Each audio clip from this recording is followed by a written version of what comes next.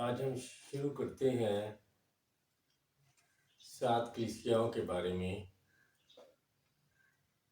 यानी उफुस, स्मरना, परगमन, Thyatira, सरदेस, Philadelphia और लदीकिया।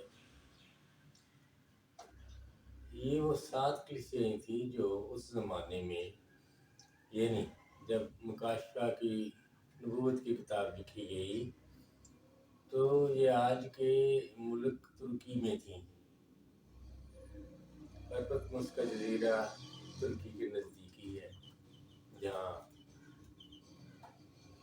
यूहन्ना रसूल को ये फरिश्ता की मार्फत नबूवत की किताब दी गई।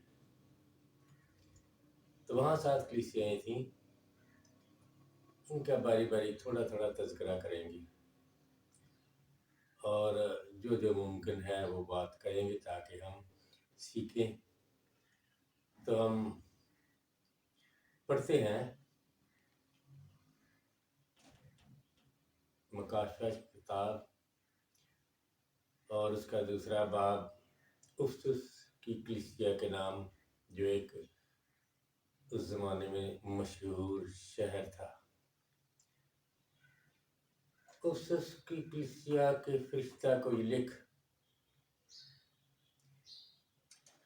कि जिसके दाहिने हाथ में 7 सितारे हैं और सोने के 7 चिरागदानों में फिरता है, ये फरमाता है कि मैं तेरे काम और मशक्क़त और सब्र को तो जानता हूँ, और ये भी कि तू बदों को देख नहीं सकता, और जो अपने आप को रसूल कहते हैं और है नहीं, तूने उन्हें आजमा कर झूठा पाया। तू सब्र करता है और मेरी खातिर दुख उठाते उठाते थका नहीं। लेकिन मुझे तुझसे ये शिकायत है कि तूने पहली सी मोहब्बत छोड़ दी। बस ख्याल कर कि तू कहाँ से गिरा है और तौबा करके पहले की तरह काम कर। अगर तू तौबा न करेगा तो मैं तेरे पास आकर तेरे चिरागदान को उसकी जगह से हटा दूंगा। अलबत्ता तुझ में ये बात तो है कि तू निकोलियों के कामों से नफरत रखता है, जिनसे मैं भी नफरत रखता हूँ। जिसके कान हो वो सुने कि रूह कलीसियाओं से क्या फरमाता है। जो गालिब आए, मैं उसे उस जिंदगी के दरख्त में से जो खुदा के फरदोस में है फल खाने को दूंगा। आमीन। यहाँ बहुत सारी बातें हैं।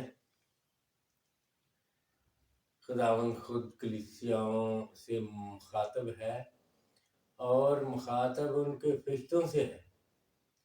यानी जैसे पहले खुदावंद ने जिक्र किया और तफसील बताई कि फरिश्ते कलीसियाओं के निगहबान हैं, यानी रखवाले हैं, यानी प्रीस्ट और काहिन, और चिरागदान कलीसियाएं हैं।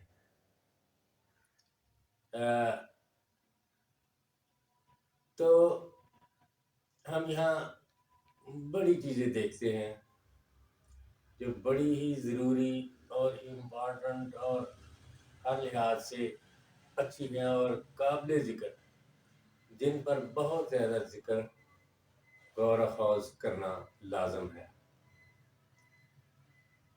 पहले तो फरिश्ता को लिखता है, उसकी अहमियत हमें जानना चाहिए कि बेतहाशा है। इसकी आज बात करेंगे थोड़ी सी। फिर ये और बातों के अलावा जो ज़रूरी एक बात है वो ये है कि तूने पहली सी मोहब्बत छोड़ दी, और कहता है कि ख्याल करके तू कहाँ से गिरा है। ये गिरना क्या है इसकी भी बात करेंगे, लेकिन मेरा ख्याल जहाँ आगे चल के मुकाशफा की किताब हम पढ़ेंगे और सीखेंगे और सुनेंगे, खुदा मौका देगा तो हम ज़रा बेहतर तौर पे ये बात भी कर लेंगे। थोड़ी सी तफसील के साथ, क्योंकि मैं समझता हूँ कि आगे जो मौके आएंगे वहाँ थोड़ी सी तफसील के साथ बेहतर तौर पे इस आर्गुमेंट की बाबत बात कर ली जाए। और जिक्र आता है कि जो गालिब आए उसे उस जिंदगी के दर्द में से जो खुदा के फरदोस में फल खाने का दूंगा। ये पहले बाब में हम पढ़ते हैं जिंदगी के दरख्त का जिक्र, और फिर यही जिक्र हम आखिरी बाब में यानी 22वें बाब में पढ़ेंगे। और हम यूं देखते हैं कि खुदावंद किस तरह बनी इंसान को, बनी आदम को जो भटक गए थे वापस बाग एदन में लेके जाता है, ताकि आदम की जो मिरास हो गई थी उसे वापस मिले। और ये सिर्फ खुदावंद ही की मेहरबानी और उसकी रहमत से हो सकता है। अच्छा, यहाँ हम आगे जाके देखेंगे जब सातों कलीसियाओं में पढ़ते हैं जो गालिब आए, सब कलीसिया में यही लिखा है, जो गालिब आए उसे ये इनाम दूंगा, और जो ना गालिब आए उसके लिए सजा का तज़किरा भी है। इनामात हैं तो सजा भी है। और फिर ये कि जिसके कान हो वो सुने। कान तो सबके ही हैं, हम सारे सुनते ही हैं, लेकिन इसका क्या मतलब है? खास मतलब है जिसके लिए अच्छी तरह से हमें तफसील के साथ, बेहतर तफसील के साथ, बेहतर तरीके से, बेहतर वक्त पे और मौजूद तरीके से चंद बातें सीखने का मौका मिलेगा। आगे जाके हम देखेंगे, क्योंकि ये 3-4 चीज़ें हैं, 5-6 इकट्ठी ही हम बैठ के बात कर लेंगे तो कुछ बेहतर समझ आ जाएगी। आज मैं बात करना चाहता हूँ सिर्फ फरिश्ता के बारे में, यानी काहिन के बारे में। कलीसिया का जो हेड है, सरबराह है, जो कलीसिया को लेके चलता है, वो कौन है, कैसा है, कैसा होना चाहिए। जैसे मिसाल के तौर पे कि बनी इसराइल की जो कलीसिया थी, बनी इसराइल, उनका जो सरदार था हज़रत मूसा नबी, हारून के साथ उनको कैसे रहनुमाई दे के आगे आगे लेकर चलते रहे, उनके आगे चलते रहे और उन्हें मौदा मुल्क में पहुंचाया जहाँ खुदावंद चाहता था। इसी तरह आज के काहिन भी हमारे सरबराह हैं, जिनकी ये जिम्मेदारी है कि वो कलीसिया को लेकर चले। बहुत बड़ी जिम्मेदारी उनके लिए खुदावंद ने इनामात भी बहुत रखे हैं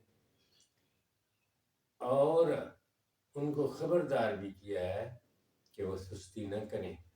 अगरचे उनका काम बहुत मुश्किल है, आसान नहीं है, वो भी इंसान है इस दुनिया में, और तरह तरह की मुश्किलात, ज़रूरियात उनकी भी हैं जैसे हमारी हैं, आम इंसानों की।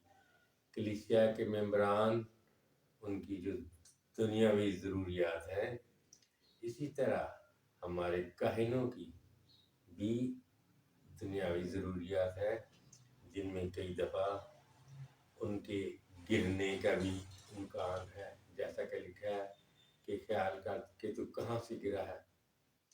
गिरने का जो सादा सा मतलब आज हम समझते हैं वो ये है कि मोहब्बत में कम होना, खुदावंद की मोहब्बत का उनके दिल में कम हो जाना। कम हो जाना क्या है? कम हो जाना ये है कि हम खुदावंद के मुकाबला में دنیا کی ضروریات اور ان کی مشکلات کے حل نکالنے میں آگے بڑھ جاتے ہیں اور خداوند اپنے خدا کو پیچھے چھوڑ جاتے ہیں. تو جو ظاہر کرتا ہے کہ ہماری جو دنیاوی تکلیفیں ضروریات ہیں ان کی اہمیت خداوند سے زیادہ ہے، اور ہم خداوند کے ساتھ ساتھ نہیں چلتے بلکہ اسے کہیں اور ہی چھوڑ جاتے ہیں. یعنی اس کے ساتھ لے کر نہیں چلتے، یعنی وہ ہمارے ساتھ نہیں ہوتا. یہ نہیں کہ وہ نہیں رہنا چاہتا، ہم خود ہی اسے اپنے ساتھ نہیں رکھتے. تو یہ عام سی بات سب مسیحیوں نے سنی ہے، پڑھتے ہیں. فصل تو بہت ہے لیکن مزدور تھوڑے ہیں. فصل کے مالک سے درخواست کرو کہ فصل کاٹنے کے لیے مزدور بھیجے. فصل کاٹنا زیادہ تر لوگ سمجھیں، بہت سارے لوگ سمجھتے ہوں گے، اور چند ایک جو نہیں سمجھتے ان کے لیے میں یہ گزارش کروں گا کہ آج 10 مارچ 2022 ہے. تو مارچ کی 10 تاریخ ہے، تو ایک مہینے کے بعد گندم جو ہمارے ملک میں ہے پاکستان میں تقریباً کاٹی جائے گی، شروع ہو جائے گا، یا تقریباً کچھ دنوں کے بعد شروع ہو جائے گی گندم کی کٹائی. یہ بہت فصل ہے. اس کے لیے ہم کیا کرتے ہیں کہ ابھی سے اپنے مزدوروں کو ڈھونڈتے ہیں اور انہیں تیار کرتے ہیں. یعنی پہلے ہی کہہ دیتے ہیں بھائی گندم کاٹنی ہے، ابھی آپ نے کاٹنی ہے، اتنے بندے لے لو اور تیار ہو جاؤ. وہ کہتے ہیں جی ہم کریں گے، کیونکہ ہمیں افزانہ ملے گا، مزدوری ملے گی. تو وہ جو کاٹنے والا ہے وہ کیا کرتا ہے، وہ درانتیاں تیار کرتا ہے، انہیں تیز کرواتا ہے، انہیں بالکل صاف کر لیتا ہے. تو کہیں سے لے کے آنی ہے نئی تو وہ بھی لے آتا ہے، یعنی پوری تیاری کر لیتا ہے. درانتیوں کے علاوہ اور بھی ساز و سامان ہوتا ہے. گندم کاٹ کے رکھنی ہے، پھر ان کو باندھنا ہے، پھر ان کو اٹھا کے ایک جگہ اکٹھا کرنا ہے تاکہ گھائی کی جائے اور گندم کی فصل یعنی دانے گھر لے کے جائیں. اور مالک کو فکر ہے اور اس کے لیے وہ مزدور تلاش کرتا ہے اور لگاتا ہے تاکہ فصل کو کاٹے. ایسے ہی بات ہمارے اس مزدور کی ہے جس کی بات خدا سے درخواست کی جاتی ہے کہ مزدور بھیجے. اور یہ مزدور ہمارے پریست صاحبان ہیں، کاہن ہیں. یہ بات ہم سیکھتے ہیں خداوند سے خود. جب ہم یوحنا کی انجیل پڑھتے ہیں اس کے 4 باب میں لکھا ہے خداوند اپنے شاگردوں سے کہتے ہیں کیا تم خود نہیں کہتے کہ فصل کے آنے میں ابھی 4 ماہ باقی ہیں؟ میں کہتا ہوں اپنی آنکھیں اٹھا کر کھیتوں پر نظر کرو، فصل پک چکی، کاٹنے والا مزدوری پاتا ہے اور ہمیشہ کی زندگی کے لیے پھل جمع کرتا ہے.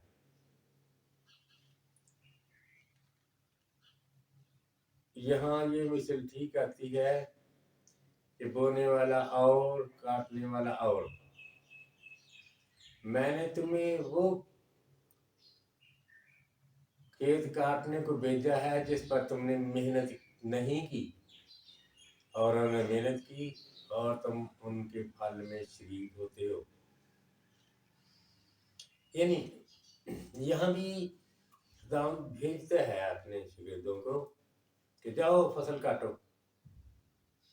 یہاں صرف میں یہی بات کروں گا فصل کاٹنے کی، ورنہ اور بھی مطالب ہے جو کسی وقت تذکرے کے طور پر ہم سنیں گے.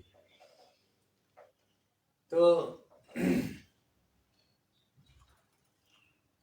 فصل کاٹنے کے لیے مزدور انتہائی ضروری، کیونکہ مزدور ہی کاٹے گا. جیسے خداوند کہتا ہے کہ آخری روز میں عدالت کے وقت خداوند کے فرشتے آئیں گے تو سب کو جمع کریں گے، یعنی فصل کاٹیں گے. اور بھی مثالیں ہیں، طرح طرح سے ہم سیکھتے ہیں.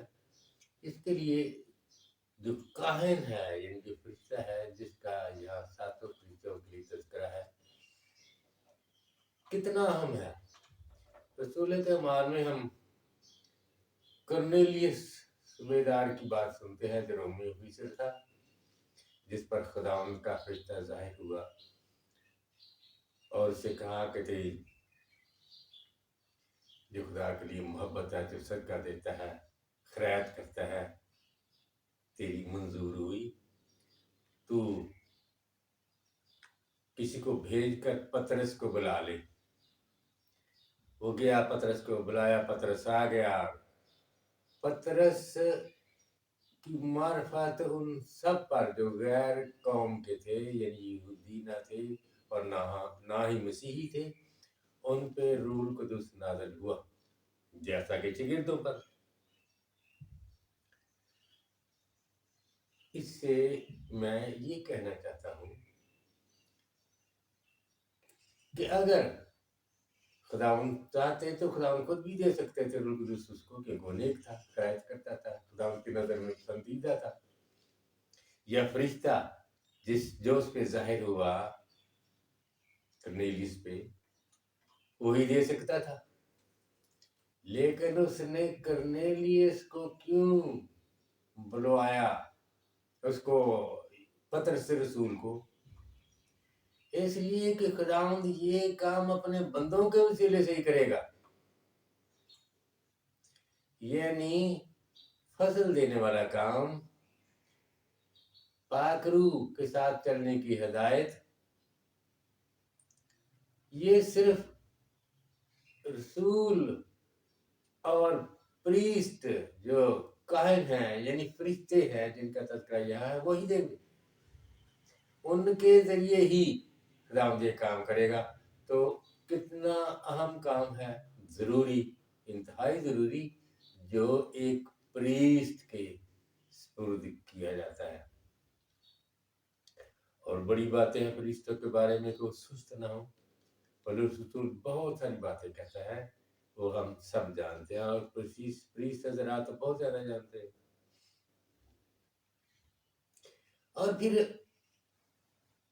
ایک بات ہم سنتے ہیں اشعیاء کی کتاب میں 28ویں باب میں کہتا ہے، میں صہیون میں بنیاد کے لیے ایک پتھر رکھ دیتا ہوں جو آزمودہ اور محکم بنیاد کے لیے چنا ہوا اور قیمتی ہے. جو اس پر ایمان لائے گا ہرگز شرمندہ نہ ہوگا.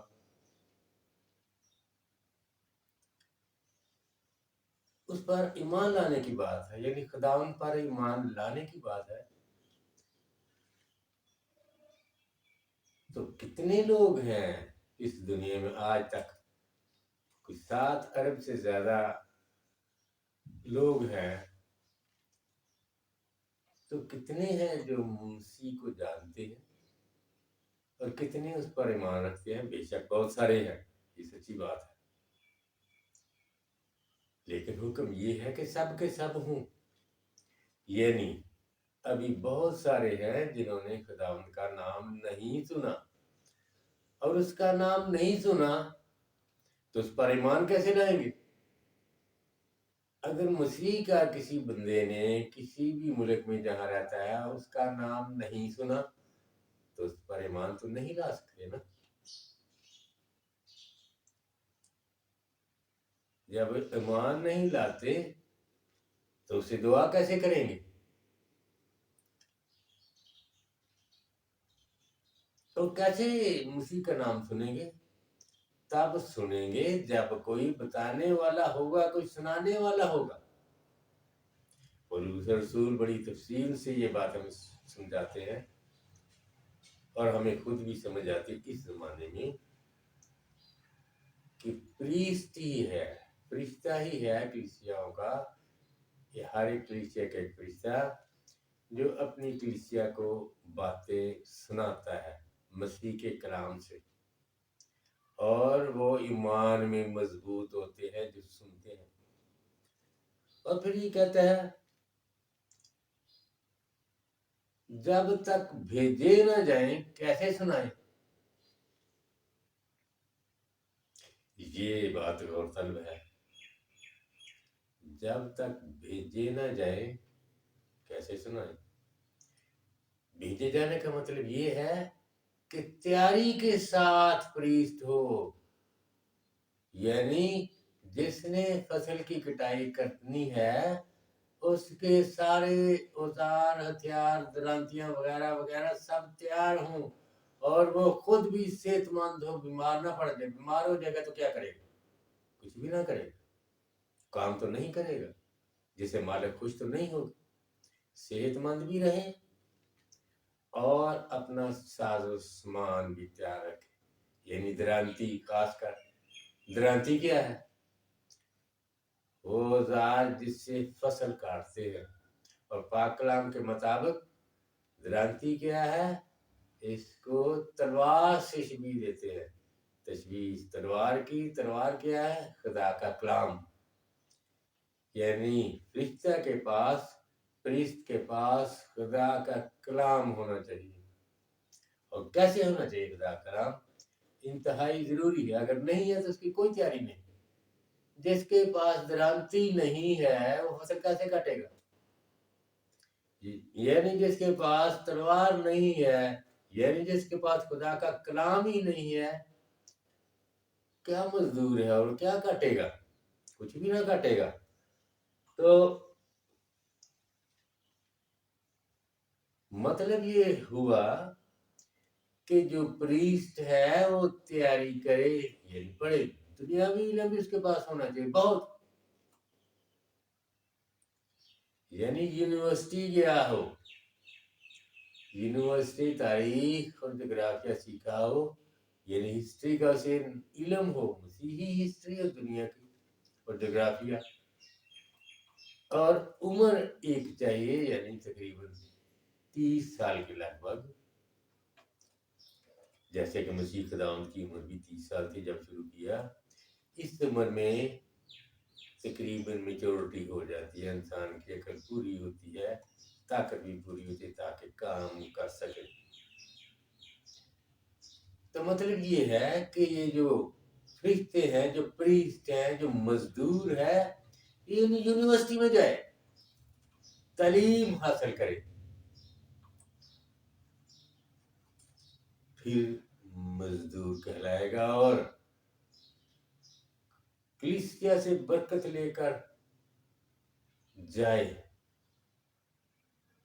میں اس لیے کہتا ہوں کہ ہم دیکھتے ہیں کہ بعض ایسے بھی مزدور ہیں جو اپنے آپ کو پریسٹ کہتے ہیں، جن کے پاس علم بہت ہی کم، بہت ہی کم، جن کی درانتیاں کنڈی ہیں، بری ہیں، تو وہ فصل کاٹے گی نہیں، فصل کو خراب کر دیں گی، جس سے فصل کا نقصان ہوگا۔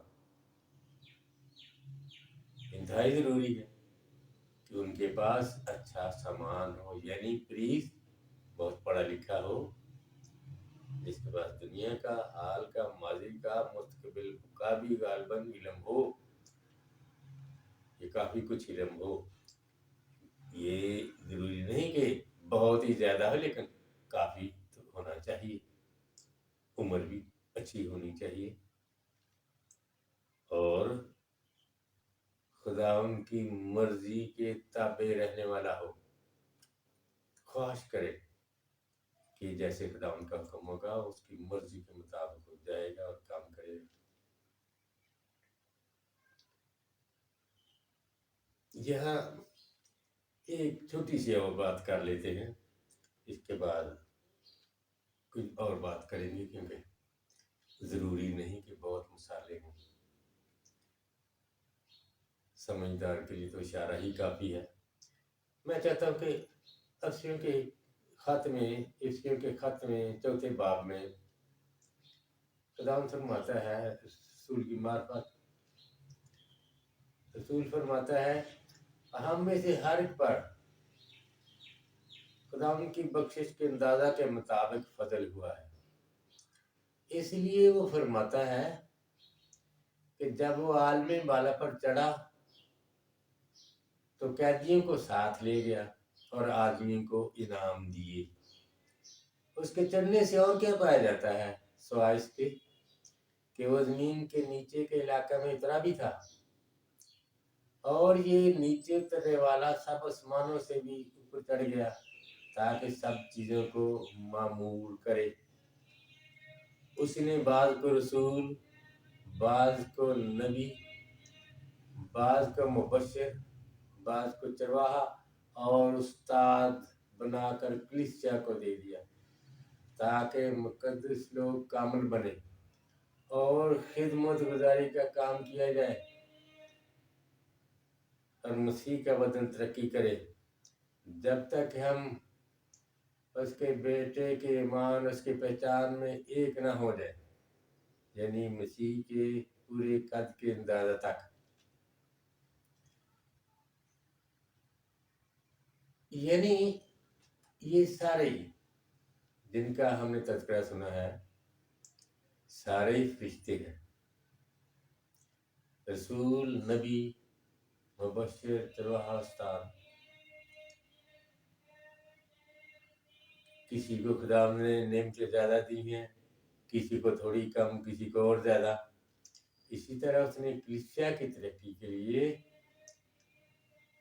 यानी खिदमत का काम करने के लिए, अमूमन हम सुनते हैं मैं खुदा का खादम हूँ, कोई प्रीस्ट कहता है मैं खुदा का खादम हूँ, मैं मसीह का खादम हूँ। यही बात वो कहता है ताकि खिदमत गुजारी का काम किया जाए और मसीह का बदन तरक्की करे और जो मुकद्दसीन है यानी मसीह पर ईमान रखने वाले वो कामिल बने, क्योंकि जो ईमानदार है मसीह पे ईमान रखता है उसको भी ज़रूरत है बड़ी कि आहिस्ता आहिस्ता और बेहतर हो और बेहतर हो और बेहतर हो, जब तक कि कामिल नहीं हो जाते। कामिल जब हो जाते हैं, जब इंसान एक मुकद्दस कामिल हो जाता है तो आसमान पर उसका नाम लिखा जाता है, जिसका मतलब कुछ ये है कि वो फिर आदमियों की बाजीगरी, मकारी के धोखे में आकर गुमराह नहीं होता और मसीह के ईमान में मजबूत रहकर उसके साथ चलता रहता है और निजात पाता है। यानी ये सारे बंदे, सारे जो काहिन हैं, रसूल, नबी, मुबश्शिर, चरवाहा, उस्ताद, सब के सब एक ही काम करते हैं।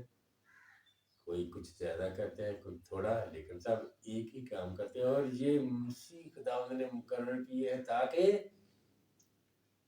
फसल काटी जाए। तो ये बात मैं समझता हूँ काफ़ी है और मिसालें देने की ज़रूरत नहीं है। और वो बात हमने कर ली कि तू कहाँ से गिरा है। मुझे तो इससे ये शिकायत है कि तूने पहली सी मोहब्बत छोड़ दी। इसका मतलब है कि पहले शुरू में खुदावंद यीशु मसीह से ज़्यादा मोहब्बत थी इस कलीसिया की, तो खुदावंद गिला करता है, कि शिकवा करता है, शिकायत करता है कि मुझे कि तूने पहली सी मोहब्बत छोड़ दी। और ख्याल करके तू कहाँ से गिरा है और तौबा करके पहले की तरह काम कर। तो मुख्तसरन हम यही समझते हैं कि गिरना, जब हम सुनते हैं, आगे जाकर भी पढ़ेंगे, और ये मकाशफस की किताब में लिखा है 12वें बाब में कि इब्लीस आसमान से गिरा दिया गया और उसके फरिश्ते भी उसके साथ गिरा दिए गए। اور یہی بات کیا نبی ابلیس کے بارے میں بھی کہتا ہے، جب 28ویں باب میں وہ ساری اس کی بات کر کے ابلیس کی بات کیسے پیدا ہوا، کیا کیا اس کی حکومت تھی، کہتا ہے میں نے تجھے ناپاک سمجھ کر گرا دیا اور محافظ کروبی نے تجھے آتشی پتھروں سے دور کر دیا، یعنی وہ بھی گرا کا مطلب یہ ہے کہ خدا نے نہیں گرایا، وہ خود ہی وجہ جو بھی اس کے ساتھ بنی مغروری کی، وہ خود ہی خدا ان سے پیچھے ہٹا تو یعنی گر گیا۔ اس کی بابت یوحنا کی انجیل کے 8ویں باب میں مسیح خداوند نے ابلیس کی بابت کچھ باتیں کہی ہیں بہت ضروری، آگے جا کے کہیں موضوع وقت پہ ہم اس پر بھی بات کریں گے۔ تو باتیں بہت ساری ہیں، یہاں نکولیوں کی بات بھی ہوئی کہ تو ان سے نفرت رکھتا ہے جن سے میں بھی نفرت رکھتا ہوں۔ یہ بھی ایک بدعتی طبقہ تھا جو حرام کاری کرنے، بتوں کی قربانیاں کھانے کی تعلیم دیتے تھے اور کہتے تھے کہ ہم مسیحی ہیں، اچھے ہیں۔ اور ہم دیکھتے ہیں کہ یہ ساری کلیسیاؤں میں ایسے ہی ہے، خداوند کے القابات ہے، خداوند کے نام ہیں جن سے وہ پکارا جاتا ہے۔ ہر ایک کتنی خوبصورتی سے کلیسیا کے بارے میں لکھا ہے، اور جو پہلے اس کلیسیا کے بارے میں جب فرشتہ کو لکھتا ہے تو کہتا ہے کہ جس کے دائنے ہاتھ میں 7 ستارے ہیں اور سونے کے 7 راگدانوں میں پھرتا ہے، وہ فرماتا ہے۔ اور پھر سمرنا کی کلیسیا کے فرشتہ کو یہ کہتا ہے کہ وہ جو اول اور آخر ہے اور مر گیا تھا اور زندہ ہوا، یہ فرماتا ہے۔ پرگمن کی کلیسیا کا فرشتہ کو یہ لکھتا ہے کہ جس کے پاس 2 دھاری تیز تلوار ہے، یہ فرماتا ہے۔ پھر تھاتیرا کے کلیسیا کے فرشتہ کو لکھتا ہے خدا کا بیٹا جس کی آنکھیں آگ کی شعلہ کی مانند اور پاؤں پیتل کی مانند ہیں، یہ فرماتا ہے۔ بیٹے کے بارے میں بھی خدا نے چاہا تو بات کریں گے آگے چل کے۔ اور اسی طرح وہ سردیس کی کلیسیا کے بارے میں فرماتا ہے، میں تیرے کاموں کو جانتا ہوں کہ تو زندہ کہلاتا ہے لیکن ہے مردہ۔ اور فیلاڈیلفیا کی کلیسیا کا فرشتہ بھی کہتا ہے میں جانتا ہوں کہ تجھ میں تھوڑا سا زور ہے۔ خداوند ہر ایک کلیسیا کے بارے میں سب کچھ ہی جانتا ہے کہ اس کا کیا ہوگا۔ اور پھر لودیکیا کے کلیسیا کے بارے میں کہ جو امین اور سچا بارہ گواہ اور خدا کی خلقت کا مبدع ہے، یہ فرماتا ہے۔ اچھا، آج کے لیے اتنا ہی کافی سمجھتے ہیں، لیکن ایک بات جو افسوسناک ہے وہ یہ کہنا چاہتا ہوں، خدا ان کہتا ہے اس کی کلیسیا کو آخر میں، اگر تو توبہ نہ کرے گا تو میں تیرے چراغ دان کو اس کی جگہ سے ہٹا دوں گا۔ خطرناک بات، بہت خطرناک۔ کیا مطلب ہے کہ تیرے چراغ دان کو اس کی جگہ سے ہٹا دوں گا؟ یہ میرے جو کاہن حضرات ہیں، میرے بزرگ پریس حضرات ہیں، معزز ترین لوگ ہیں، خدا ان کے پسندیدہ فرشتہ کا لقب انہیں دیا گیا، ان کے لیے لمحہ فکریہ ہے کہ اگر توبہ نہ کریں تو چراغ دان کو ہی ہٹا دے گا۔ کیا مطلب ہوا؟ کلیسیا کو وہاں سے ہٹا دے گا، کلیسیا وہاں نہ رہے گی۔ نہ رہے گی کیا مطلب ہے؟ یا تو وہاں سے بھاگ جائے گی یا ختم ہو جائے گی. ختم ہو جائے گا کیا مطلب ہے؟ ختم ہو جائے گی کا مطلب یہ ہے کہ وہ بے ایمان ہو جائیں گے، خدا ان کو چھوڑ کر کسی اور کے نام کے ہو جائیں گے، جو انتہائی شرم والی بات اور خطرناک بات ہے. تو میرے پریست حضرات یہ بات سمجھتے ہیں کہ جو مزدور ہیں خدا ان کے، جنہیں خدا نے فصل کاٹنے کے لیے بلایا اور مقرر کیا ہے، کس جانفشانی سے انہوں نے فصل کو کاٹنا ہے. خداوند ہم سبوں کو بڑی برکت دے. آمین.